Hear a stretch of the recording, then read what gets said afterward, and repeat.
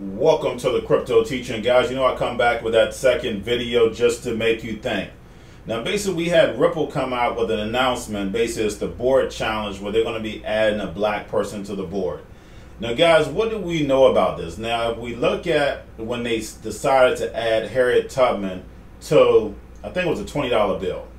But the fact is that guys, when they said they were going to add a black woman to the actual bill, any of us that are conscious, we know that we're not going to have any more money anyway.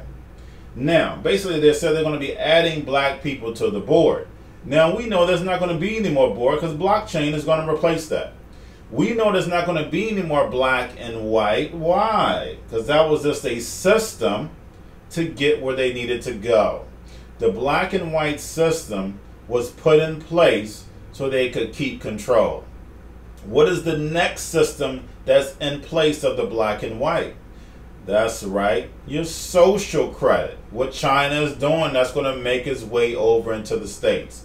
So guys, you have to stay a step ahead of the New World Order to understand where they're leading you to. Do not get caught up in the Hegelian dialectic, black and white. There is no such thing, guys. The United States is the only one that goes off the color of your skin and not your nationality. But y'all enjoy the video. Have a great day. So, picture your life in a place where everything you do, what you buy, how you behave, is tracked. The government gives you a score, and the score is a measure of how trustworthy you are as a citizen and determines what you're allowed to do, like ever. Boarding a train, getting a mortgage, all goes back to this score. It's called social credit. It sounds like that show Black Mirror, but it's actually happening in China. So how does that change you? Does it change you? What does your life look like when your every move is watched? The system's eyes are in big data, artificial intelligence, and roughly 200 million surveillance cameras. And that's totally fine with Ouyang Haoyu. She's 21, graduated from a good school with solid grades. She's diligent. She's nice. No surprise, she's a 752. That's her rating with Sesame Credit, a private company working with the government on the algorithms for the social credit system. The scores go from 350 to 950 and are based on habits and behavior. Buy clothes or diapers, it's good. A lot of alcohol, too many video games, not so good. Haoyu's 752 puts her in model citizen range and gets her discounts and privileges, like using a shared bike without a deposit. She liked it.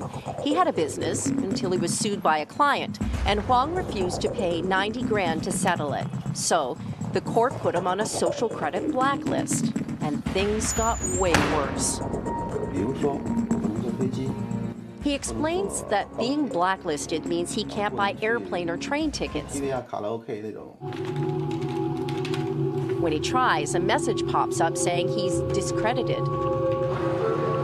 By the end of last year, blacklisted people were blocked from booking 23 million flights and 5 million high-speed train trips.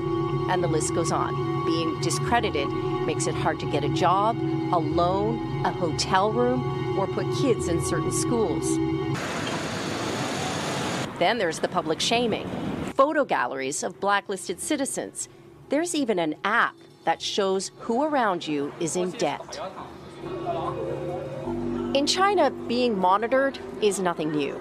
But algorithmic surveillance makes it possible to collect data to build detailed profiles of people, especially the ones not loyal to the government.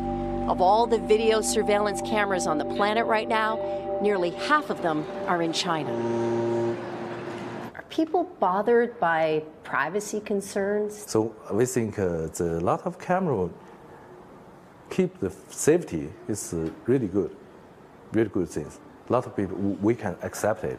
And cameras are getting smarter. So the information that comes up from my image identifies that I'm female, middle-aged, talks about whether I'm wearing glasses, the shape of my face. AI is taking them next level. They can do more than just see. They actually understand who they're seeing.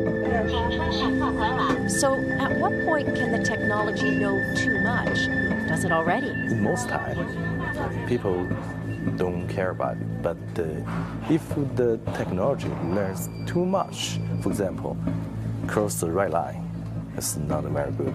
How far off are we from needing to draw those red lines? It's very hard to say.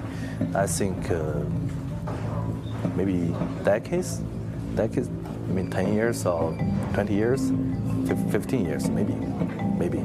That's not very long. Yeah. It's coming. It's coming. And where does it all go? Recognition cameras that are able to instantly put a face to a name. Now the Chinese are also ranked, given a mark out of a possible 950 points. A score in the 700s is considered good. Around the 500 mark is not. For now, the number is a sort of bank credit rating, keeping track of everyone's spending habits. I think being ranked is a good thing. A society has to have rules. It forces us to be well-behaved. It may seem scary, but it's just like that here. We're used to it, and anyway, we don't have a choice. But in an effort to keep all of its subjects in line, Beijing is taking the system a step further in 2020. It's aggregating data gathered by banks, private companies, and the state to rate if someone's a good or bad citizen. By using the most data possible, the so-called big data, the system will play an important role in rebuilding a moral society. The state will go over every detail of a person's life with a fine-tooth comb. Their financial situation, spending habits, career, even behavior on social media. Criticizing the government online or displaying outward signs of wealth is a no-no. On the other hand, praising the party or giving blood increases your social credit. Xiao Wenwang is a model citizen. She lives in Nanjing, a testing ground for social ranking. Married with a child, she has a job in a retirement home, no debts, and she wouldn't dream of jaywalking. As a good citizen, I respect the rules of the road. If I didn't, I'd lose points on my social credit. In theory, everything can be taken into account in the social score, even the most innocuous errands like supermarket shopping. When Xiao Wenwang makes an electronic payment, her purchases tell the state a lot about her. Buying cigarettes would count against her. On the other hand, nappies show she's an attentive mother. Beer could indicate alcoholism. She'd be better off buying water. In this pilot city of 8 million people, there are only 18,000 model citizens. For Xiao Wenwang, there are perks to be had, such as paying half price for the bus. I get discounts for all public services, even at museums. And the library is free for me, thanks to my score. A good score brings benefits, but people with low scores lose rights. The cinema names and shames people considered untrustworthy, plastering their details, even their addresses, across big screens. It's a matter of principle. Those people have to be condemned. Those people aren't honest, so they have to pay the price. It's only right to pay your debts. You have to blacklist those that don't.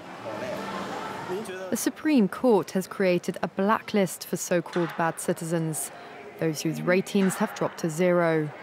On it are companies, but also 23 million people to date. Among them is this journalist Liu Hu. He got a little too close to uncovering corruption among high-profile party members. After being sued for defamation by the subject of a story he'd written, he was blacklisted. But he only realized when he tried to buy a train ticket and was told he was banned from traveling. That tells me I'm still on the blacklist. Punished because he's been branded untrustworthy by the state. Once you're blacklisted, you can no longer get a bank loan, start a business, buy an apartment, or even send your children to a private school. Liu Hu is among a tiny minority of people who have dared to criticize the system, which some are calling a digital dictatorship. I worry, because I think many people like me will be deprived of individual freedoms, and all of us will live with restrictions of one kind or another. To the uninitiate, it seems as if the white race is supreme. Once you get to the higher initiates, there is a different story, and Nimrod was worshipped as black or white. There is chaos created between the races, so you have the Ku Klux Klan, which is anti-black, and you have organizations which are equally anti-white. This is called dialectic thinking. Remember the Hegelian principle? You create friction between the races so that you can have synthesis in the end and bring about a new world order. So in order to unite the races, the best thing to do is to create chaos amongst the races until the pain of separation exceeds the pain of unity. You understand the Hegelian dialectic thinking? It's brilliant. It's sick, but it's brilliant. And it doesn't matter if you sacrifice hundreds of thousands of lives to achieve your objective, because the end justifies the means. It really is a terrible doctrine.